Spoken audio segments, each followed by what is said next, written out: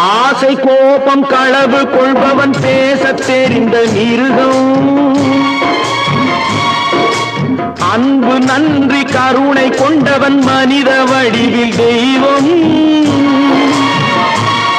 இதில் மிருகம் என்பது கள்ள மனம், உயர் தெய்வம் என்பது பிள்ளை மனம்.